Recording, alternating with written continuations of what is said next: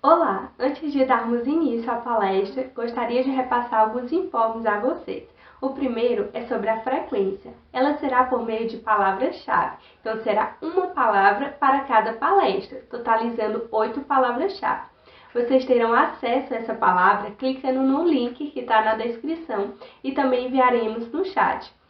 Lembrando que esse link ele só ficará disponível durante a transmissão e nos 30 minutos finais da palestra. Vocês deverão anotar essa palavra e preencher um formulário único que enviaremos a vocês no dia seguinte à jornada, no dia 14/8. E para ganhar os certificados de vocês, vocês deverão preencher com no mínimo 5 palavras-chave. Aos inscritos que comprovarem presença, estaremos emitindo certificados gratuitamente no prazo de 30 dias. Mais informações sobre a emissão dos certificados estaremos tratando por e-mail. As palestras elas ficarão salvas, porém sem o link que dá acesso à palavra-chave. Pedimos que reservem o chat apenas para estar colocando a opinião de vocês sobre as palestras e principalmente para colocar as dúvidas e perguntas, pois os nossos organizadores e os palestrantes estarão respondendo vocês no próprio chat. E, gente, está rolando sorteio, então passa no nosso perfil do Instagram e participe. Obrigada a todos pela participação e uma boa palestra. Boa noite, bem-vindos à nossa 7ª palestra da 4ª Jornada Acadêmica de Biomedicina da Universidade Federal do Delta do Parnaíba. E hoje nós receberemos aqui o professor doutor Lucas Nicolau e eu vou fazer aqui a apresentação dele.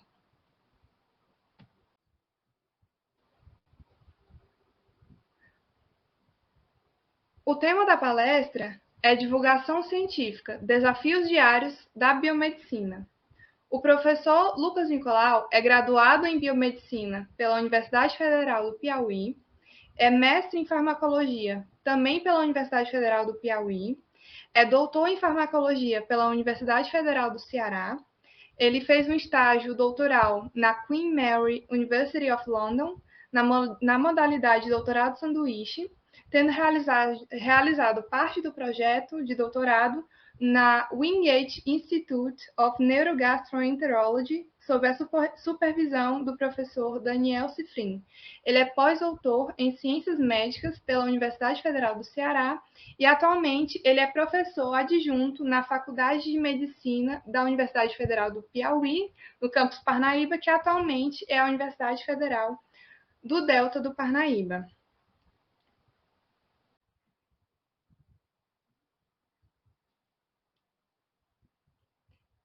Vou adicioná-lo. Boa noite. Boa noite.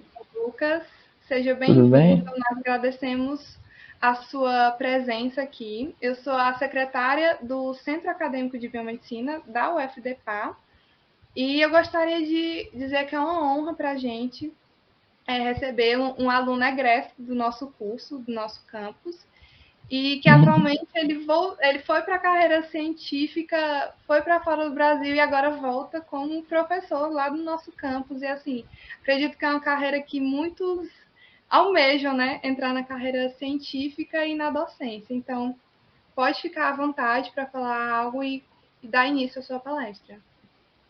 Eu que agradeço o convite do CA da Biomedicina. Eu já fui bem atuante quando eu era aluno de graduação e tenho muitas boas recordações do período em que eu tive na graduação com os professores que ainda hoje estão no corpo docente.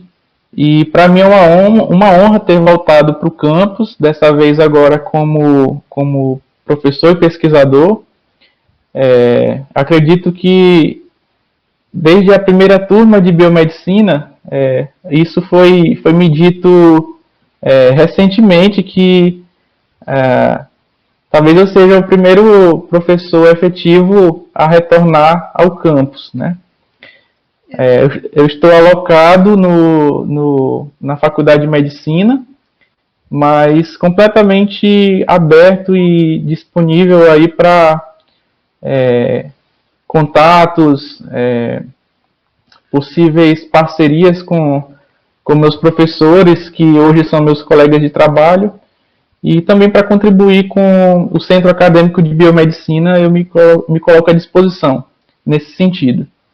E assim que eu fui contactado para trazer alguma palestra, uma apresentação que pudesse gerar um tipo de centelha na mente de muitos dos alunos da biomedicina, eu pensei em um título que a gente pudesse, de uma forma até um pouco descontraída, falar sobre alguns assuntos que envolvem a divulgação científica e os desafios diários da biomedicina.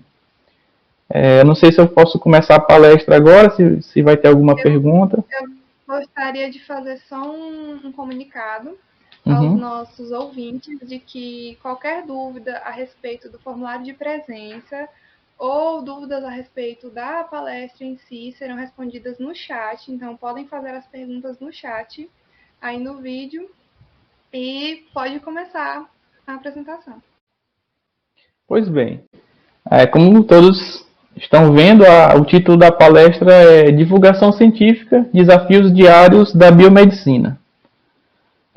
Ao pensar em divulgação científica, muitas coisas elas são trazidas à nossa mente como questionamentos. O primeiro questionamento e o pontapé inicial afinal de contas, o que é divulgação científica? A divulgação científica, também ela é conhecida como popularização da ciência, são as atividades que buscam fazer a difusão do conhecimento científico para públicos não especializados. Ao falar sobre isso, sobre o conceito do que é a divulgação científica, algumas pessoas confundem justamente por não ler até o final. Porque o público, numa divulgação científica, ele deve ser um público não especializado, ou seja, não deve ser aos nossos pares. E isso acontece com oportunidades diárias. Eu acredito que durante a apresentação a gente vai poder se identificar com muitas coisas enquanto biomédicos, enquanto pessoas que estão aspirando à carreira científica. E vamos adiante. Por que fazer divulgação científica é importante? Bem, embora não seja uma atividade nova, divulgar ciência para o público em geral segue sendo uma prática acadêmica ignorada. Esse primeiro ponto que eu trago aqui sobre essa problemática é algo que vem se tornando um motivo de mudanças de práticas, de mudanças de hábito, até porque muitas coisas têm mudado. E a pandemia da Covid-19 veio para acentuar, para tornar isso aí mais à flor da pele.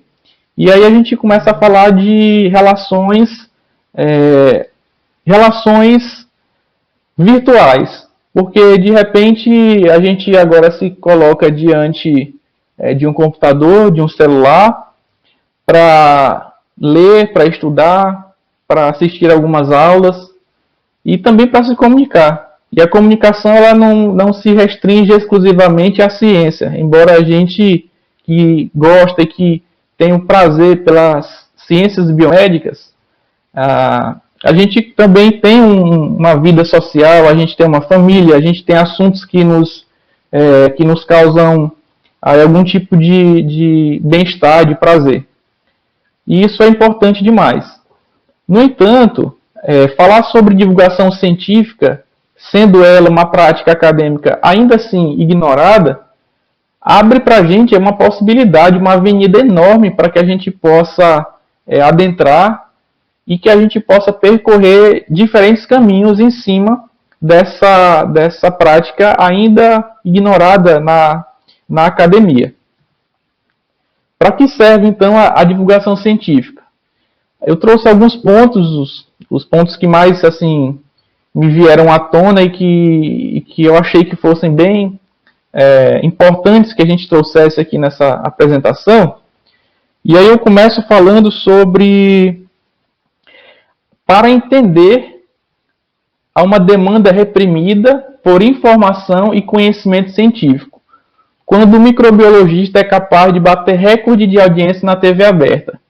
Observem que recentemente, no Roda Viva, em alguns canais de circulação nacional, um cientista chamado Átila Yamarino, muitos de vocês devem saber, ou segui-lo nas redes sociais, no Twitter, no Instagram, no Facebook. Ele é, hoje, um ícone da divulgação científica, chegando aí ao auge da sua carreira, sendo convidado para compor bancas em jornais, bancas em debates, e recentemente ele bateu recorde, né? O Roda Viva convidou para falar sobre temas relacionados à pandemia, mas também sobre essa questão da falta de cientificismo ou falta de uma certa educação científica para a população em geral. Tá? Eu quero pontuar algumas coisas em cima dessa figura, desse slide, e a gente refletir sobre algumas questões. Eu tenho seguido algumas páginas de divulgação científica aos não pares, né? Como a gente fala. Nossos pares são nossos professores, nossos amigos, são cientistas da área que podem falar sobre aquele assunto com linguagem técnica e está tudo bem. Mas alguns sites ou revistas renomadas de divulgação científica, como o caso da BBC, New York Times, The Guardian, outras nacionais como segmentos da Folha, segmentos do Estadão, destinados somente à ciência, o que a gente consegue fazer assim, um experimento social sobre essa dificuldade, então essa distância do cientificismo, eu trago para vocês uma questão interessante. Eu sempre costumo dar alguns exemplos e recentemente um grupo brasileiro, um grupo publicou um artigo, dentro desse grupo tinha um brasileiro, mostrando, por exemplo, que a ligação entre o estresse e o cabelo branco, a formação de pelos brancos, né? É uma coisa que a gente ouve desde criança, os avós diziam que gente muito ansiosa, muito preocupada, muito estressada, tinha mais cabelo branco. Isso era algo corriqueiro, era algo dito até como umas afirmações empíricas. Nada que a ciência tivesse provado algo antes. E o que acontece é que um grupo mostrou que o estresse e um hormônio liberado no estresse, que é a noradrenalina, ela, em contato com o bulbo do folículo piloso, ela levava a um gene que dá a coloração do pelo, a esse gene não se expressar mais.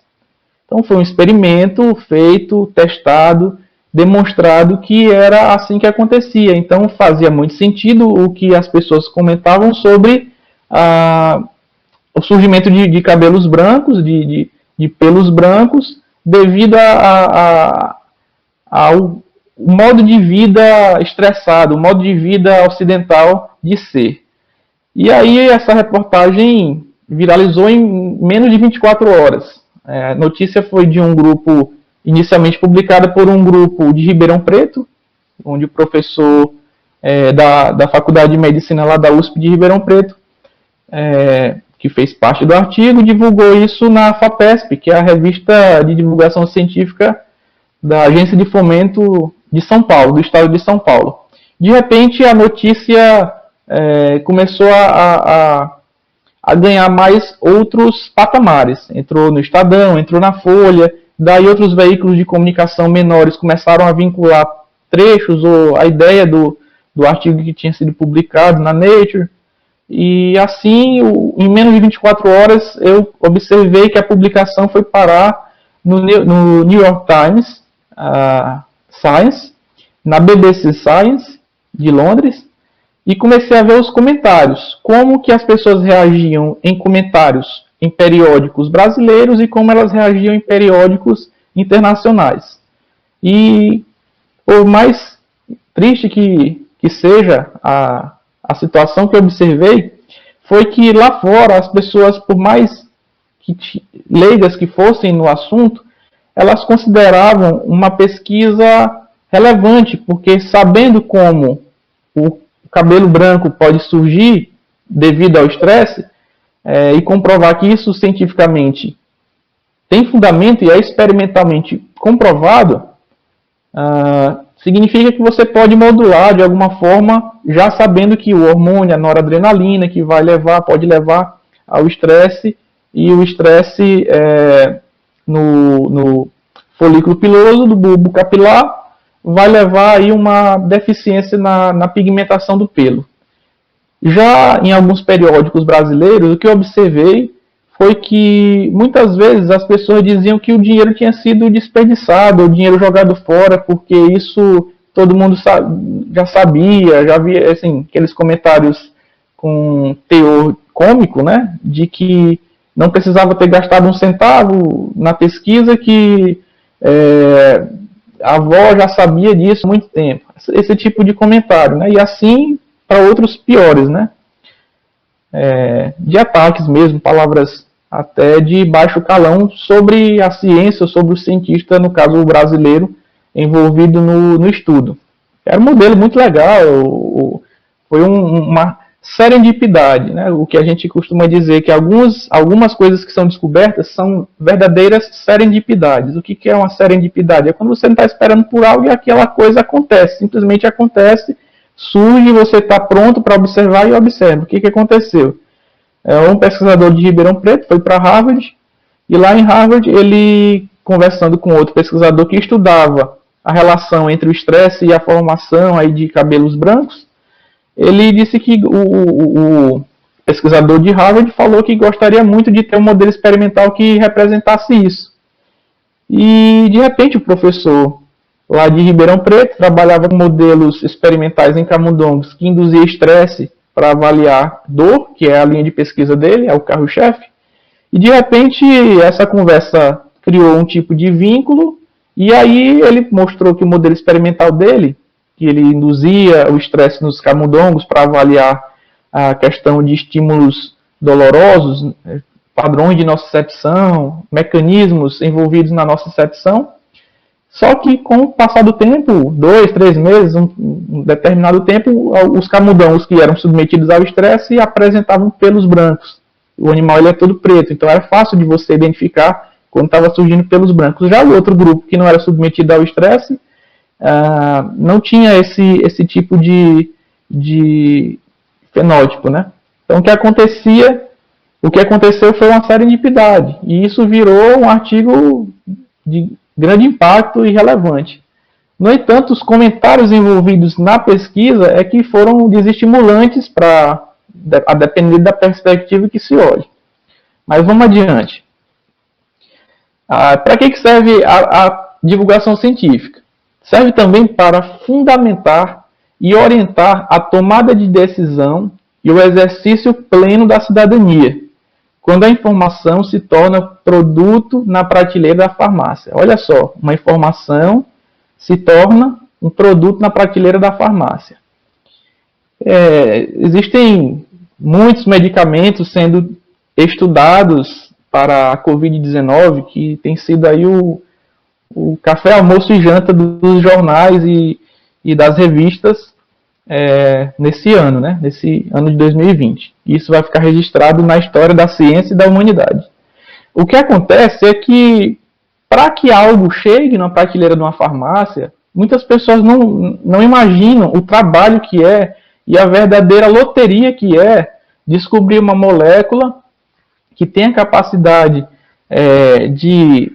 de corresponder a todos os requisitos seguros, eficazes, etc., para que posteriormente seja feito, pelo menos não, as 4 fases, né, que são as fases clínicas 1, 2, 3 e 4, e só após a fase 4, com sucesso, o medicamento ele vai chegar aí às prateleiras da farmácia para que a gente possa utilizar, depender da circunstância. Isso acontece que a gente tem medicamentos, e esses medicamentos têm bulas. Essas bulas também fazem parte de toda essa história, que pode durar em torno de 20 a 25 anos da pesquisa básica até chegar aí nas prateleiras da farmácia. E o que eu quero dizer com isso? Que muitas pessoas, por não conhecer esse tipo de informação, acabam criando ideias e teorias de conspiração, não apenas criando, mas também sendo uma presa fácil para ler informações desse tipo e essas informações levar a uma propagação de mentiras e de pessoas que ficam, vou dizer essa é uma palavra bem grosseira, ficam escaldadas, elas ficam ali com um certo receio de acreditar naquilo que vem da ciência. E isso é comum, acho que muitas pessoas já experimentaram algum diálogo na vida com alguém que tem inúmeras teorias da conspiração, mas que não conseguem comprovar nada do que dizem. O que eu quero dizer com isso é que em plena pandemia não se tem tempo necessário de se estudar um medicamento da fase 0, da pré-clínica ou da não clínica, e passar pelas 4 fases clínicas para que ele possa ser seguro e distribuído para pacientes com Covid. Então, nós estamos em plena pandemia, é um cenário de guerra mesmo, no que diz respeito à ciência, no que diz respeito à saúde, especialmente, da população mundial. Está em risco porque é uma doença que tem muitas incógnitas ainda e que essas incógnitas elas estão sendo pouco a pouco respondidas pela ciência, justamente por ela. E aí, na imagem que vocês estão vendo aí, tem um medicamento que é a dexametasona, que recentemente um estudo britânico mostrou, um estudo de recovery, mostrou que ela, em estágios avançados, ajuda a reduzir aí a taxa de mortalidade de pacientes que estão no quadro severo da doença. Diferente de alguns outros medicamentos que ainda não têm robustez de comprovação científica que são eficazes para a Covid, estão em andamento, estão sendo utilizados aí novos medicamentos, e isso é importante que as pessoas tenham em mente, porque falar de divulgação científica é também dizer para as pessoas como que é o processo para que o medicamento chegue na prateleira de uma farmácia. E como isso é demorado, isso vai requerer da ciência o uso off-label do que já existe. O que é esse uso off-label? A dexametasona, por exemplo, ou a hidroxicloroquina, a ivermectina. São medicamentos que na bula, se você procurar, não vai ter lá que ele é recomendado para SARS-CoV-2, infecção por SARS-CoV-2, não é recomendado para Covid-19. O que é correto, né? Porque ele foi desenvolvido para outra finalidade. No entanto, não é a primeira vez na história da humanidade que um medicamento que já foi descoberto e é utilizado para tratar uma patologia, de repente ele é descoberto que ele tem um uso off-label que ajuda em outra situação. Vou dar um exemplo aqui para vocês. A aspirina, desde que foi descoberta, é um medicamento que tem aí todo um contexto, um âmbito de tratar a inflamação, um anti-inflamatório. Mas graças a um brasileiro chamado Sérgio Henrique Ferreira, que era médico, mas era um farmacologista de mão cheia, e aí ele, dentre as muitas descobertas que ele fez durante a sua carreira brilhante de farmacologia, como, por exemplo, ele descobriu que a partir de um peptídeo isolado do veneno da jararaca, seria um potente antihipertensivo. E esse antihipertensivo, vocês todos já devem ter ouvido falar, que é o captopril. O antihipertensivo mais vendido no mundo até hoje. Tem aí um dedo, mais do que um dedo. Tem aí a mente e uma grande ideia do cientista brasileiro Sérgio Henrique Ferreira. Tive o prazer de ter algumas aulas com ele e encontrar ele em alguns eventos. Infelizmente ele não está mais entre nós, mas deixou um lindo legado para a comunidade científica. E o uso, por exemplo, da aspirina como um medicamento que evita a formação de trombos plaquetários, por exemplo, que tem ali um potencial efeito analgésico também, tudo isso foi sendo descoberto graças a essa ideia do uso de medicamento off-label. Então, a ideia em plena pandemia é que a gente encontre aí algum antiviral eficaz, seguro, mas provavelmente esse antiviral eficaz e seguro para SARS-CoV-2 vai ser um medicamento off-label, né, usado para outra situação. E tudo isso tem que ser deixado bem claro, isso faz parte da divulgação científica. Isso é um desafio nosso, enquanto biomédicos, de levar isso com uma linguagem mais acessível para as pessoas. Isso é divulgação científica. Para que serve a divulgação científica? Mais outro item. Serve para prestar contas à sociedade, reivindicar seu apoio e exigir investimentos, quando mesmo sob ataque e desprestígio, as universidades públicas protagonizam o combate à pandemia. Então, de fato, muitas coisas durante a pandemia têm acontecido, mas eu quero lembrar vocês que antes do anúncio dessa pandemia, a nossa ciência brasileira ela sofreu e tem sofrido aí alguns ataques que têm sido sentidos por todos os cientistas. Eu, enquanto cientista, vivenciei um momento e tenho vivenciado agora como pesquisador, um momento que não tem sido tão animador do ponto de vista do investimento na ciência brasileira. Mas a gente tem tentado dar o melhor e o que a gente costuma dizer nos corredores ou nos laboratórios é que ser cientista no Nordeste, fazer ciência de qualidade e com o mínimo de recurso que a gente ainda consegue ter é literalmente tirar leite de pedra. E é justamente isso que a gente também envolve esse item, que é prestar contas à sociedade.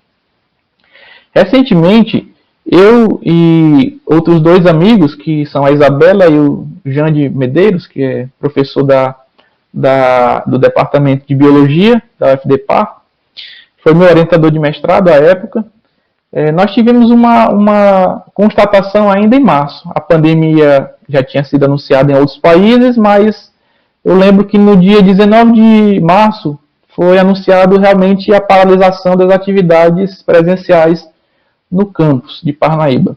E o que acontece é que antes dessa paralisação, a gente já vinha dando uma lida sobre o coronavírus, sobre alguns mecanismos moleculares. Eu não sou virologista, nem ele, nós somos farmacologistas. Tenho mestrado e doutorado em farmacologia e meu pós-doutorado foi em ciências médicas. Mas, de longe, o foco das minhas pesquisas e daquilo que eu estive e ainda continuo envolvido são assuntos relacionados à farmacologia. E farmacologia com uma ênfase no trato gastrointestinal. Eu trabalho com a doença do refluxo gastroesofágico.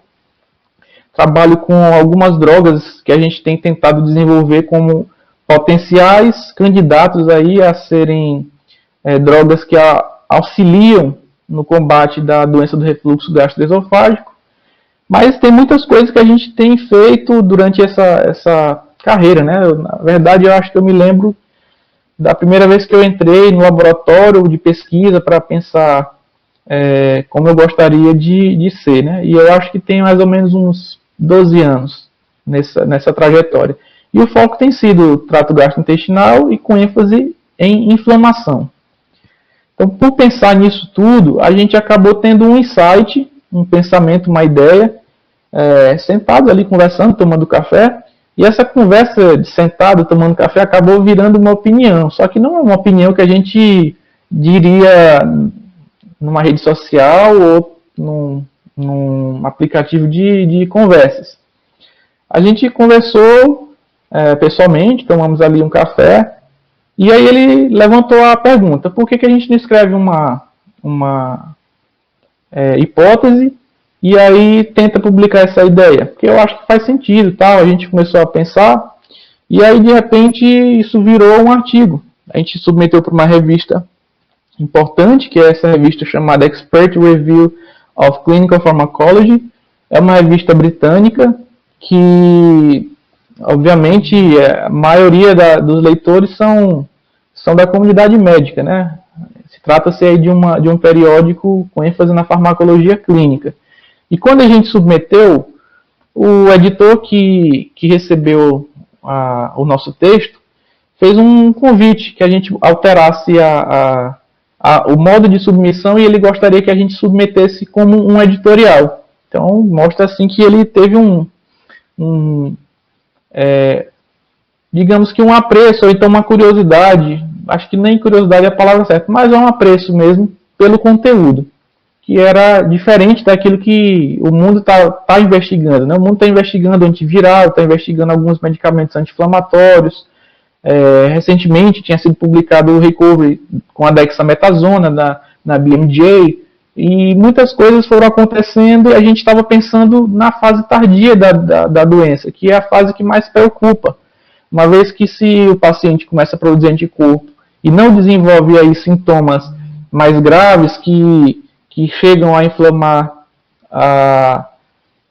o tecido do pulmão, principalmente, especialmente aí os alvéolos pulmonares e também o parênquima pulmonar, que é altamente vascularizado e aí envolve aquelas formações de trombos plaquetários, etc. Então, a gente estava pensando na fase tardia e sugerimos um medicamento que foi descoberto em 1955, já não tem patente, é um medicamento que já foi aprovado para uso humano na década de 80 pela FDA, e parece-me que tinha assim um insight, era uma centelha que a gente tinha, e que isso se tornasse aí um artigo. E de fato virou um artigo. Vocês podem ver aí a imagem aí do print da página inicial. Está aí nossa filiação, levando aí o nome da Universidade Federal, né, do Delta do Parnaíba. O Biotech, no caso do professor Jande, que é coordenador do Biotech. E essa imagem aí ao lado, quem fez foi a Isabela. Isso é importante também. É uma parte da divulgação científica. No caso, eu estou fazendo uma divulgação aos meus pares, né? Obviamente que esse trabalho aí, ele é um trabalho que vai ser lido, tem sido lido, na verdade, desde que foi publicado. Tem aproximadamente 2 semanas que ele foi aceito para publicação. Vocês podem ver aí o print da página inicial. E o que acontece é que nós temos aí uma proposta interessante, assim como os revisores disseram, né? Eles mencionaram que a ideia é interessante. Aqui na imagem vocês podem ver no painel A, não sei se o mouse está aparecendo aí, mas é no lado esquerdo aqui. A imagem tem um tracejado bem aqui ao meio, que divide um alvéolo pulmonar representado por essa figura, na esquerda e na direita. No lado esquerdo é como se o alvéolo pulmonar estivesse seguindo o curso da inflamação, porém sem nenhum tipo de medicação, ou sem medicações que alterem aí a inflamação e o agravamento da Covid-19, especialmente aí no tecido do epitélio respiratório, no alvéolo pulmonar. E aqui a gente pode ver células inflamatórias liberando citocinas, que são mediadores inflamatórios, amplificando a inflamação, formando aí a tempestade de citocinas, a famigerada tempestade de citocinas, aumentando o edema. Vocês podem ver aqui de azul bem clarinho, em cima da superfície do epitélio do alvéolo, uma camada mais fina. Essa substânciazinha que está representada por essa cor azul é a substância surfactante. Então, essa substância ela precisa existir no alvéolo, porque sem ela o alvéolo passa a desempenhar uma atividade patológica, que é o colapso dele. Ele colaba. O que é isso? Ele gruda as paredes internas dele, e aí o alvéolo não consegue mais receber aquele ar rico em oxigênio, não consegue fazer a troca por difusão com os vasos sanguíneos, porque tem um edema. Vocês podem ver aqui um edema representado. Então aí é um cenário que é comumente descrito na literatura, em inúmeros periódicos tem descrito esse mecanismo aí do vírus. Do lado direito, por exemplo, a gente já tem aí como que hipoteticamente esse medicamento que nós estamos propondo, esse medicamento está bem aqui, a fórmula química dele, o nome, vocês podem ver aqui, que em português é aceturato de diminazeno, ou então o nome comercial dele é Berenil. É um medicamento que no Brasil a Anvisa ainda não aprovou ele para uso humano. É um medicamento que trata algumas parasitoses em bovinos e equinos, mas nos Estados Unidos ela foi aprovada para uso humano pela FDA. Então, alguma centelha de esperança pode ser que exista aí em cima desse medicamento. Então aqui como eu falei para vocês, é uma hipótese, e isso aqui a gente está prestando conta daquilo que foi concedido a nós enquanto cientistas, né? Porque nossa formação toda é voltada para isso. Nossa carreira como cientista ela é uma carreira que não acaba, não tem fim. E essa é a ideia que nos motiva a prosseguir e progredir. Então esse medicamento, a ideia é que ele aumente a substância surfactante por aumentar a ECA2, que vocês conhecem aí, é uma enzima que tem em vários tecidos do corpo, especialmente no pulmão, no coração, no intestino, no fígado, no rim, então, em algumas regiões do cérebro. Então ele é muito importante. E o que acontece que nós estamos propondo é o seguinte, é que o vírus, ao entrar pela ECA2, que é a porta de entrada dele, isso não somos nós que estamos especulando. A literatura já mostra que tanto os primos mais velhos aí do SARS-CoV-2, que é o MERS e o SARS, ou SARS-CoV-1, acontece que eles, ao entrarem nas células do epitélio respiratório, eles lançam fora a porção extracelular da ECA2. E o que nós estamos propondo nessa hipótese aqui, nós estamos propondo que na fase tardia, onde já existe uma produção aí detectável de anticorpos que vão combater aí a carga viral, que a gente consiga mitigar os danos que o vírus causou ao lançar fora a ECA2. Então, essa é a ideia resumida desse trabalho. Então, é a nossa forma de também contribuir durante esse tempo da pandemia, como pesquisador, como farmacologista, e aí tem sido lido, acredito que muitos grupos de pesquisa começaram a acender algum tipo de centelha, de antena aí para essa visão, né? E eu vou mostrar para vocês depois que pé anda esse tipo de situação, só para vocês terem noção. Não, eu não vou falar agora, senão vai ser spoiler de outro slide, mas na hora que chegar o slide certo eu vou contar.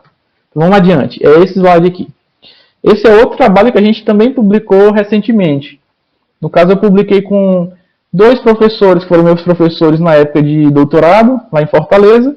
São meus amigos, e a gente, conversando no WhatsApp, eu e a Mariana Vale, essa história eu contei no Instagram da minha banda. Eu vou chegar lá também. Só um pequeno spoiler, mas vamos chegar lá. Conversando com a Mariana Vale, a gente começou a enxergar essa deficiência da ECA2, causando alguns transtornos que a gente começou a olhar de um jeito diferente. Isso tudo, essas conversas todas aconteceram em março. Mas só agora, recentemente, que os trabalhos foram aceitos para publicação, para vocês também terem noção que divulgar a ciência é um processo que requer tempo, requer paciência, também requer resiliência, porque nem sempre tudo que você manda, nem todas as ideias que você pensa fazem sentido, ou nem tudo que você manda pode ser visto como novidade ou como algo promissor. E desde que a gente escreveu esse trabalho, a gente tem notado que não temos pensado sozinho no mundo. Algumas outras pessoas também têm publicado, alguns outros pesquisadores da Europa, dos Estados Unidos, têm publicado ideias em cima dessas especulações baseadas em evidências, né? Não são meras especulações aqui de conversas de boteco, né? São baseadas em evidências. Todo trabalho que é publicado em uma revista científica, ele tem aí toda uma história a ser contada. E eu sugiro que vocês depois anotem aí o nome desses trabalhos que eu estou mostrando para vocês darem uma lida. São trabalhos, esse especial que eu estou mostrando aqui na tela para vocês, é um trabalho que fala sobre, o título dele, né? O que o Sérgio Ferreira diria ao seu médico nessa guerra contra a Covid-19? Que tal sobre o sistema calicreína e das cininas? Então aí obviamente a gente iniciou esse texto contando uma história, é um histórico bem interessante. E Sérgio Ferreira, como eu falei para vocês agora há pouco, ele foi um pesquisador que não está mais entre nós e deixou um legado muito bonito na farmacologia brasileira. Eu acho que ele está aí no top 5 dos farmacologistas brasileiros que nós já tivemos na história. Ele é a própria história da farmacologia brasileira. E aí nesse artigo a gente começa a falar sobre essa importância das cininas e da calicreína, um sistema. Vocês podem, alguns já devem ter visto aí na graduação, estudando hematologia ou então estudando patologia ou fisiologia. Mas para quem não viu ou quem viu e não lembra, enfim, tá aí o texto, eu sugiro que vocês leiam. E aí a outra ideia que a gente escreveu em março, tentou mandar em abril, foi aceito aí no final de maio, começo de junho, não lembro exatamente, mas já está um tempo aí rolando essa publicação e com alguns feedbacks bem interessantes. Recentemente, essa semana, um supercomputador chamado Summit, um grupo de pesquisadores americanos utilizaram esse supercomputador e viram que a tempestade de citocinas parece não ser a única coisa que leva a um quadro de inflamação exacerbada no paciente que está no quadro severo de Covid. Eles descobriram que a bradicinina, que é uma cinina que a gente comenta aqui nesse artigo, eles viram que a bradicinina está ligada ao processo inflamatório, que não apenas a tempestade de citocinas, mas o excesso da bradicinina pode levar a quadros que muitas vezes não tem tanta explicação, como no sistema nervoso central, alguns quadros de delírio, ou de repente aumentar a motilidade do trato gastrointestinal. O paciente com Covid, alguns apresentam diarreia, aproximadamente 35% apresentam diarreia, na verdade. Outras situações que envolvem as cininas, especialmente a bradicinina, levando a um quadro de inflamação. Então observem, né? A gente estava ali especulando, publicou numa revista boa de hipótese médica, e só de observar alguns sinais a gente começou a tentar matar essa charada, né? De um modo bem lúdico, tentando contar aqui para vocês. Mas o que acontece é que a gente observou, dentre as publicações que iam saindo em janeiro, dos primeiros artigos aí da China com estudos maiores, envolvendo mais pacientes, a gente notou que um dos sintomas da Covid era a tosse seca. E não sei se vocês sabem, mas pacientes que têm hipertensão e fazem uso de inibidores da ECA, eles apresentam a tosse seca, e essa tosse seca se dá devido ao excesso da bradicinina. Então são coisas que a gente ficou captando aí nas informações e do que era visto na clínica e começou a pensar nesse trabalho. É um trabalho que eu sugiro de verdade a leitura para vocês. Mais outro motivo da gente estar prestando conta aí à população, à sociedade. E esses dois artigos que eu mostrei aqui para vocês, eles também foram publicados com uma linguagem em português, com uma linguagem mais acessível sobre do que se trata cada publicação, porque mostrar um artigo desse, por exemplo, para os meus pais, eles obviamente vão gostar, vão ficar felizes pela conquista, pela ideia, eu comentando e tudo, mas a linguagem não vai ser acessível para eles. Então o que acontece? A gente tem que aprender a fazer um trabalho e aprender a contar. Se você não consegue contar o seu trabalho para a pessoa mais simples, da linguagem mais simples que você imagine ter, então alguma coisa está errada aí. Por mais que você publique na Nature, na Science, na Cell, enfim, na Lancet, na revista de ponta que você imaginar, você não consegue explicar o seu trabalho para uma pessoa que não é da área, para uma pessoa simples, uma pessoa que quer entender sobre aquilo. Eu acho que alguma coisa está errada nesse caminho. É justamente essa ausência, essa deficiência da divulgação científica que a biomedicina vai entrar com tudo nesse contexto, e espero que durante a pandemia, mas também após a pandemia, essa divulgação científica ela seja uma centelha que fique aí na mente de todos vocês que estão ouvindo essa apresentação. Vamos adiante. Para que serve a divulgação científica? Trouxe outra questão aqui. Para denunciar a escassez de investimentos em pesquisa e desenvolvimento e a emergência de superar uma economia baseada em commodities, quando faltam insumos para a indústria e pesquisa farmacêutica ou equipamentos para a prática médica. Isso aqui é muito importante, muito, muito. É um ponto que deveria ser frisado mesmo. E o que acontece é que, olha que curioso nós temos aí um anti-inflamatório muito comum, vocês devem conhecer, ou se não conhecem, se não tiverem usado, mas talvez já devem ter visto, um anti-inflamatório que é em pomada ou spray. Ele só existe em uso tópico, por enquanto. O nome dele é Acheflan.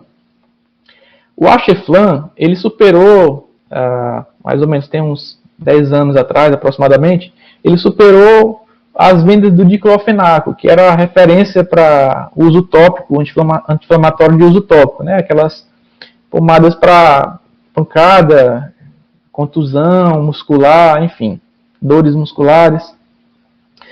E esse medicamento, o Acheflan, ele é interessante demais porque desde a pesquisa básica dele, desde os camundongos ali pensado e tudo, ele foi todo desenvolvido por pesquisadores brasileiros. E hoje a cabeça pensante e organizadora de toda essa ideia, ele é diretor de um grande centro lá em Santa Catarina, em Florianópolis, chamado CIEMP. Eu tive o prazer de conhecer o centro, de ter uma semana de curso lá com eles, que era um curso de farmacologia não clínica, muito interessante. E acontece que desde a pesquisa básica até a fase clínica, foi todo desenvolvido no Brasil. Mas ele é uma exceção da exceção da exceção da regra. Porque muitos medicamentos que a gente vai lá na prateleira da farmácia foram desenvolvidos, pensados, testados até a fase 4 em países europeus ou na América do Norte. Certo? E o que eu quero dizer com isso? Quero dizer que a gente exporta matéria-prima como ferro, como alumínio, né, esses metais que servem aí para indústria de automóveis, indústria de material de construção, indústria tecnológica, celulares, computadores, outros eletrônicos. Nós exportamos bastante coisa, em quantidade, né, em peso, em volume.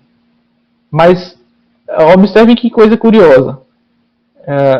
Um navio carregado de metais ali da Serra do Carajá ou de outro lugar do Brasil que vá carregado de metais, né? Ou então que vá um navio carregado de commodities. Pode ser a soja ou outra espécie aí. Pelo incrível que pareça, incrível que pareça não, era de se esperar, né? Que um container, mas é curioso isso, essa informação. Um container da Apple é mais caro do que um navio carregado de commodities brasileiras. Então, é isso que acontece. A falta da divulgação científica, a falta do compromisso da ciência, de uma união entre iniciativa pública e iniciativa privada, que visem não apenas ali no lucro, mas também em fazer tecnologias que possam não só servir para a nossa realidade enquanto brasileiro, mas inclusive ser exportada.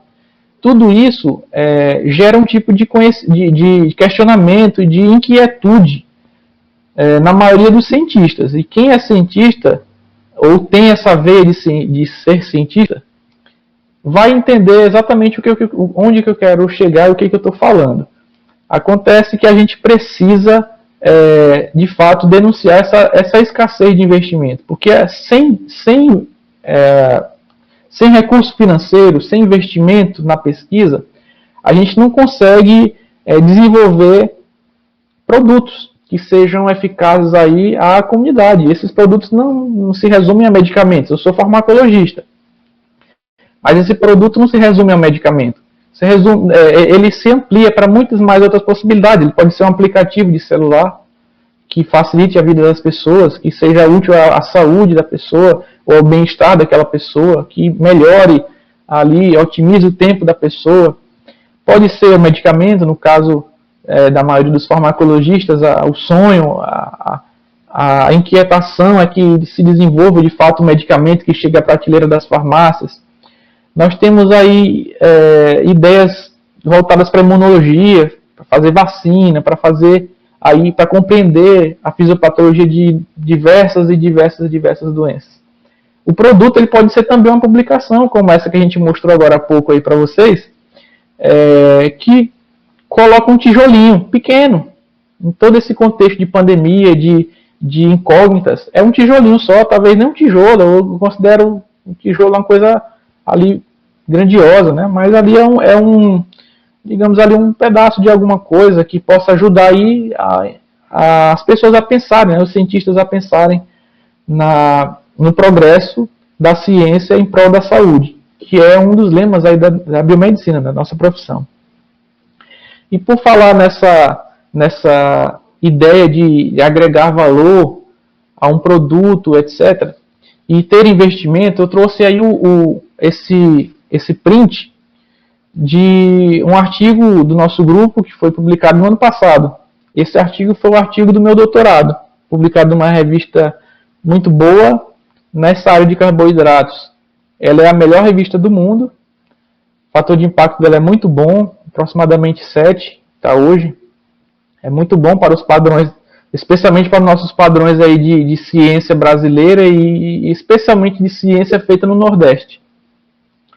Eu trabalhei durante o doutorado com um polissacarídeo, um polímero natural, que é a goma do cajueiro. Muitos de vocês no campus já devem ter ouvido falar sobre essas gomas, esses produtos aí que são oriundos da biotecnologia, do laboratório de biotecnologia. E aqui vocês podem ver na filiação que eu tenho o A e tenho o C. O C é justamente a universidade lá de Londres, a Queen Mary University. Lá foi onde eu pude aprender muitas coisas sobre a doença do refluxo gastroesofágico. Eu fui e fiquei inserido num grupo que trabalha aí há mais de 20, 30 anos aí só com esôfago.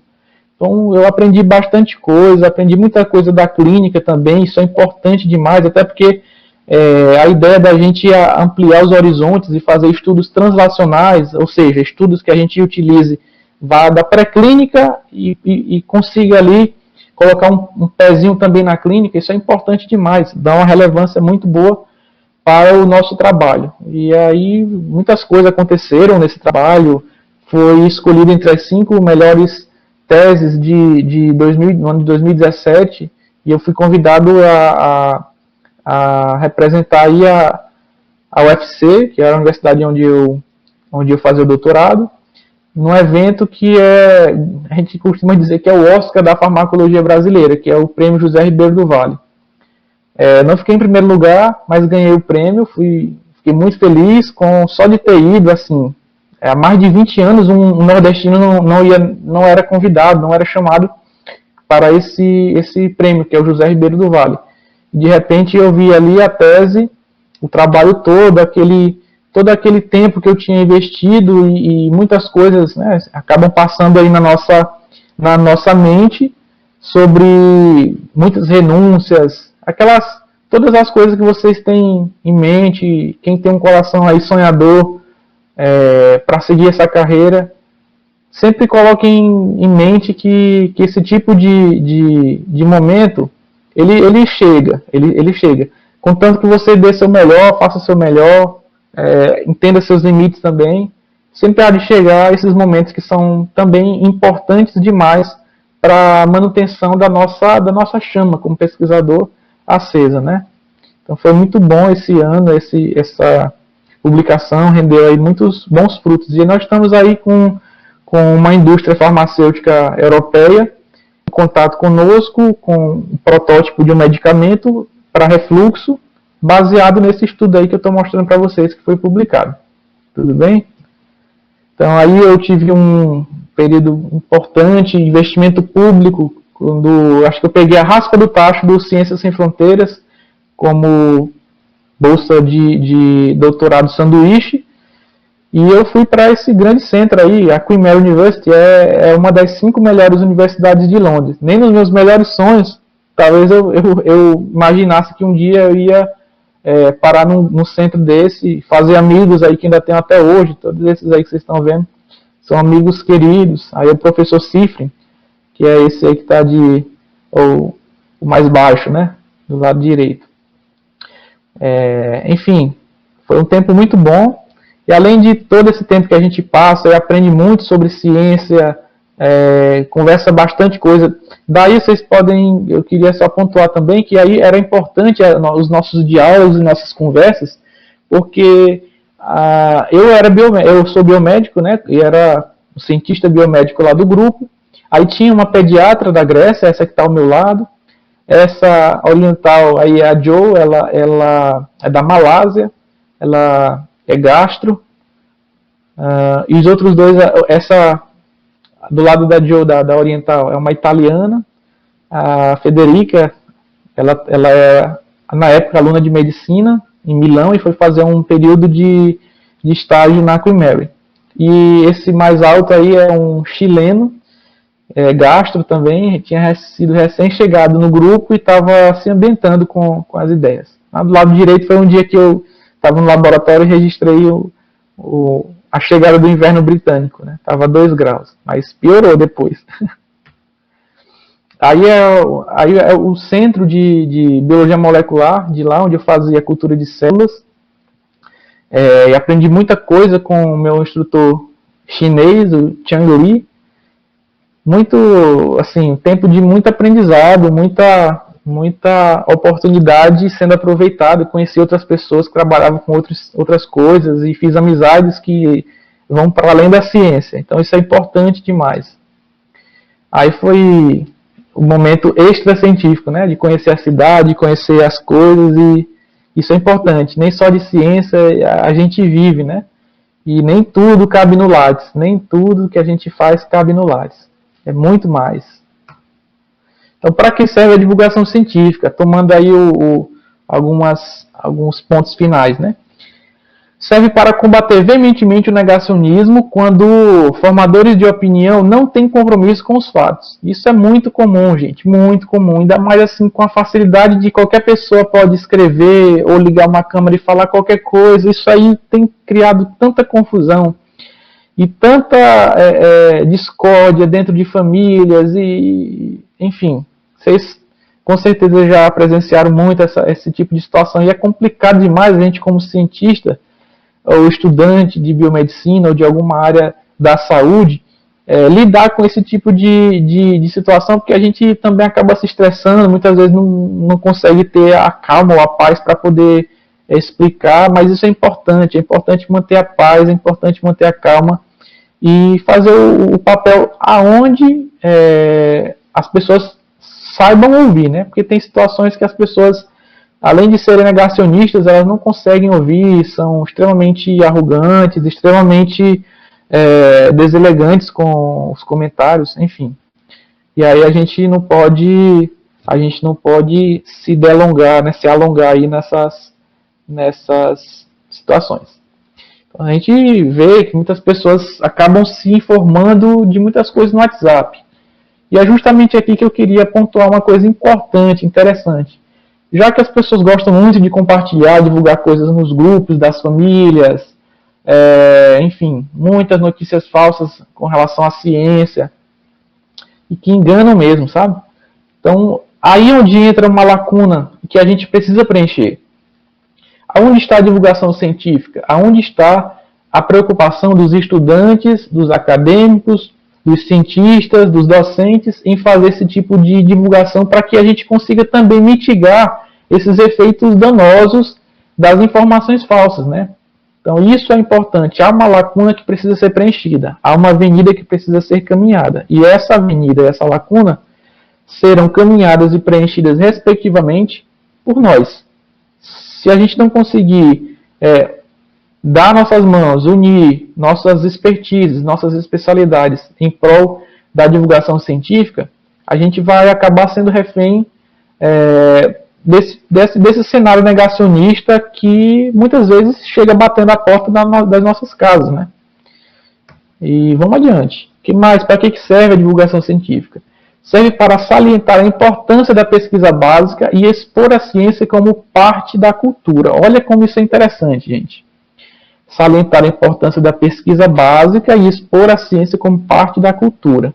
Trouxe essa tirinha aqui para vocês, porque muitas vezes a ciência básica ela é vista como algo que pode ser descartado, como muitas vezes eu já vi, inclusive, de representantes no governo, que acham que o importante é investir em quem vai gerar um tipo de produto, em faculdades ali com centros clínicos que envolvam um desenvolvimento de um medicamento aí na fase final. Pessoas que são completamente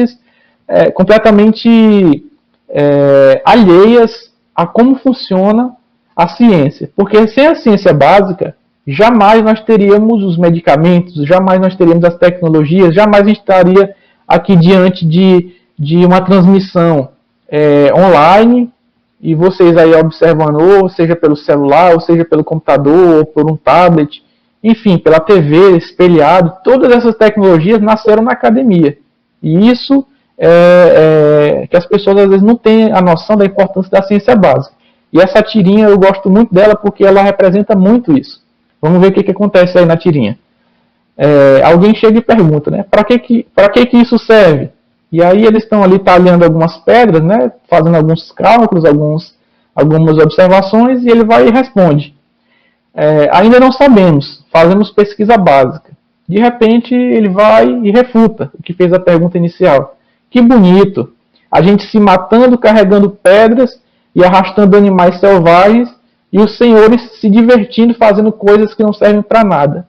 Gente, é exatamente isso que a ciência básica faz, é exatamente isso que acontece. Nós não saberíamos que o SARS-CoV-2 entra pela ECA2 se não tivesse um pesquisador que passasse ali 20, 30, 40, 50 anos no laboratório com o grupo de pesquisa dele, estudando essas enzimas que fazem parte do sistema renina-angiotensina, né, que no caso é a análoga da ECA1, que é a ECA2, foi descoberta no ano 2000. Nós estamos fazendo aniversário de 20 anos da ECA2, e é isso que acontece, exatamente isso que acontece. As pessoas não dão muita importância à ciência básica por muitas vezes desconhecerem a importância da ciência básica, certo? E aí fica para vocês essa tirinha de reflexão. E, por fim, a pergunta, né, que eu repetidas vezes trago, eu trouxe também um último tópico que é um resumo de muitas coisas que a gente já falou aí, que para que serve a divulgação científica? Ela serve também para salvar vidas, quando quem poderia fazê-lo é ignorante e incapaz. Então a importância da divulgação científica é muito grande, e é um desafio enorme, sabe? Aqui é um momento da gente ter uma reflexão, um momento da gente ter aí aquele momento de introspecção mesmo, sabe? É isso que eu queria trazer aqui para vocês. É uma introspecção que a gente pense e reflita no nosso papel enquanto acadêmicos, enquanto profissionais biomédicos, na divulgação científica. Daí, a vacina, por exemplo, que é a famigerada vacina, né, esperada por todos, que seja eficaz e seja útil, que chegue o quanto antes.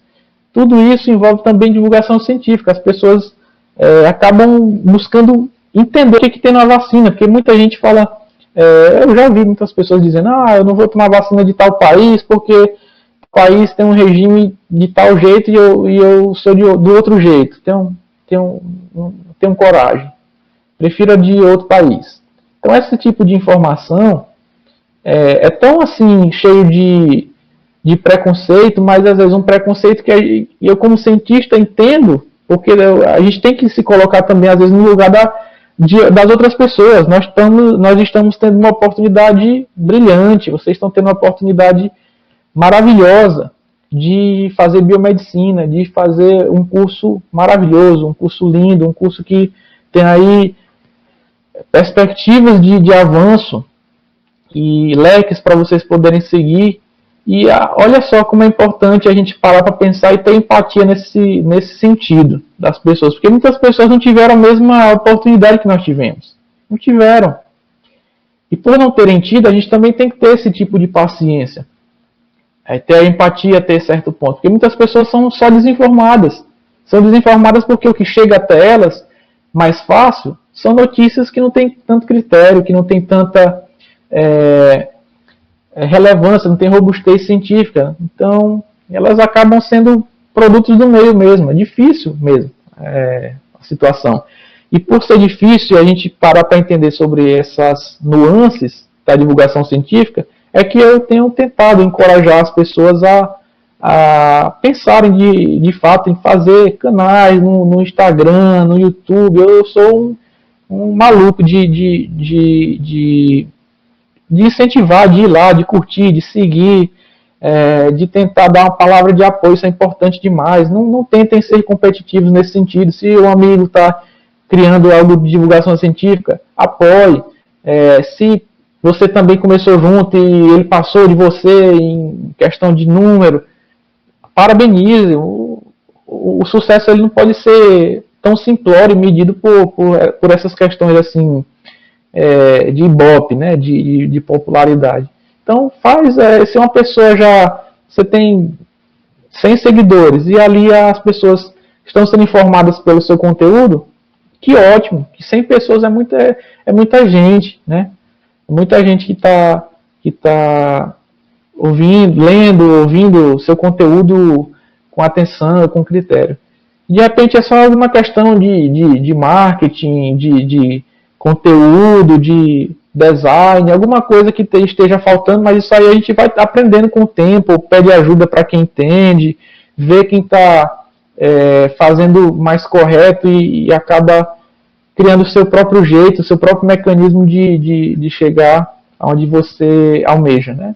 Mas o importante é fazer a divulgação científica do seu trabalho, da sua profissão, daquilo que você gosta, seja se você gosta de hematologia, você gosta de genética, você gosta de microbiologia, de farmácia, de fisiologia, do que você gosta, você pode parar e pensar que tem sempre um espaço, sempre uma avenida para ser percorrida no que diz respeito à divulgação científica.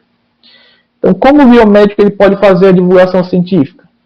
Dentro do leque de possibilidades, destaca-se levar de forma clara, simples, com uma linguagem acessível, tudo aquilo que a biomedicina oferece de conhecimento para o acadêmico e o profissional biomédico. Então, o que eu falei agora há pouco para vocês se resume nisso aqui. Essa frase aqui resumida na ideia da divulgação científica para os biomédicos, né? Para os acadêmicos, futuros biomédicos e os próprios biomédicos. Eu queria falar para vocês aqui sobre essas duas figuras aqui, essas duas imagens. Da esquerda aí, que tem um 5 e um 3, na verdade é um 5 linha, 3 linha. Não sei se vocês vão conseguir imaginar aí, vai ser mais fácil para vocês que já são feras aí na genética e entender do que se trata o 5 linha, 3 linha, né? Que é o sentido da vida, é o sentido sense, da replicação, que uma molécula de DNA vira duas e vai assim sucessivamente. E aí vocês podem ver como se fosse aí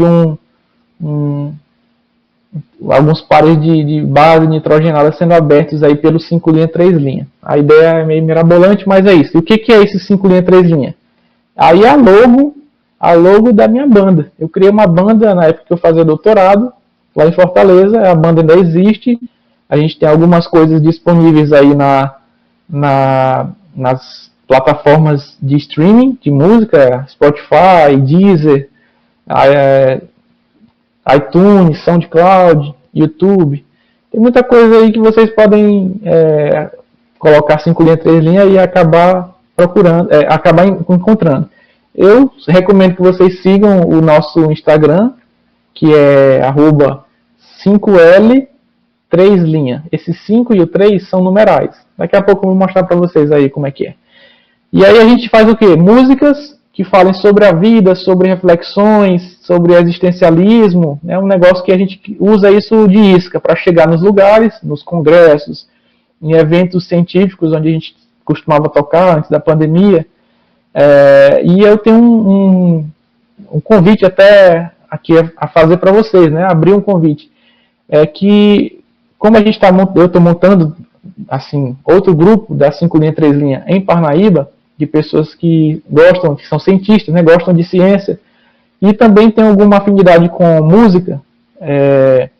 A gente tem algumas músicas na nossa playlist, não só nossas, mas algumas, nós temos 6 músicas autorais, e outras a gente faz alguns covers. E eu estou com um projeto de extensão universitário, e esse projeto ele vai fazer divulgação científica nas escolas públicas de Parnaíba, especialmente nas escolas públicas. Eu não vou me fechar se houver convite de escolas privadas, mas o meu foco são as escolas públicas de Parnaíba, popularizar a ciência, a linguagem da ciência, fazer um trabalho diferente. Eu estou com um projeto já montado, esperando a pandemia passar, para que a gente possa levar aí um pouco de esperança e um pouco de sonho para muitas pessoas que acham que fazer ciência é uma coisa muito distante, ou uma coisa que só gente rica que pode fazer, ou que pessoas da Europa ou dos Estados Unidos podem fazer, quando na verdade nós temos um campus muito bom, interessante, promissor, de linhas de pesquisa interessantes, que tem sido produtivo no que diz respeito à publicação de artigos e de ideias, de protótipos de produtos muito bons. Então a ideia é popularizar e levar uma esperança para quem sonha em um dia ser cientista. Fica aí a dica para vocês. Quem quiser me procurar depois, eu vou colocar meu e-mail no final da apresentação, e aí a gente está aberto. Do lado direito aí, de verde, amarelo e branco, tá o Ciência Brasileira é de Qualidade. Recentemente eu fui incluído aí como membro desse grupo. É um grupo de divulgação científica exclusivamente de pesquisas brasileiras. Pesquisas, teses, dissertações, artigos já publicados, prêmios, enfim, livros publicados também. Esse grupo ele é composto por 14 pessoas, eu sou um desses 14. Inclusive hoje é o dia das nossas publicações. É um grupo que tem no Instagram, é uma página que tem no Instagram, é uma página que tem no Facebook e uma página que tem no Twitter.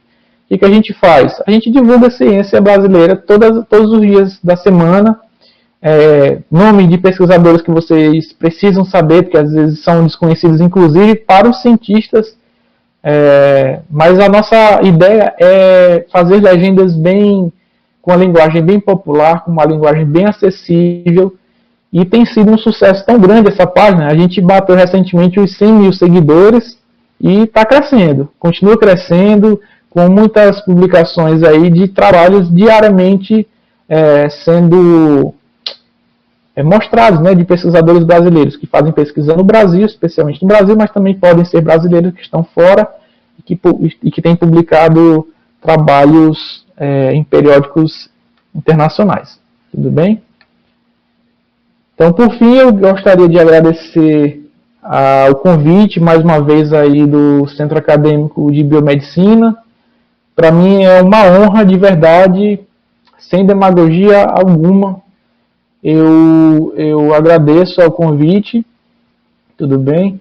E aí está meu e-mail e o Instagram da banda que eu falei para vocês, da gente, né? Que é o 5L 3 linha, que é o 5 linha 3 linha. Peço que vocês sigam, se puderem, divulguem para as pessoas, porque assim que essa pandemia acabar, a gente vai fazer esse grupo fazer divulgação científica através de música por Parnaíba, quiçá alargar um pouco aí as possibilidades, né? A gente, quando estava em Fortaleza, a gente já chegou a viajar para outros lugares para se apresentar, e a ideia é essa, não tem limite. Divulgação científica também não tem uma regra, não tem um molde para ser seguido. Divulgação científica é divulgação da ciência, popularização da ciência, da maneira como você se sente bem de fazer isso. Tudo bem? Então, mais uma vez agradeço e meu muito obrigado.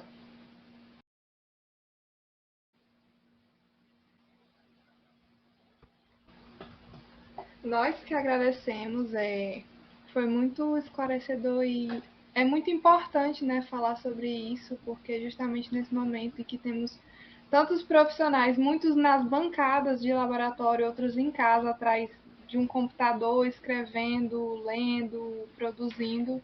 E assim, são verdadeiros guerreiros, que eles não estão na linha de frente lá, juntamente com os pacientes, mas que estão dando a sua contribuição, que é produzir a ciência, né?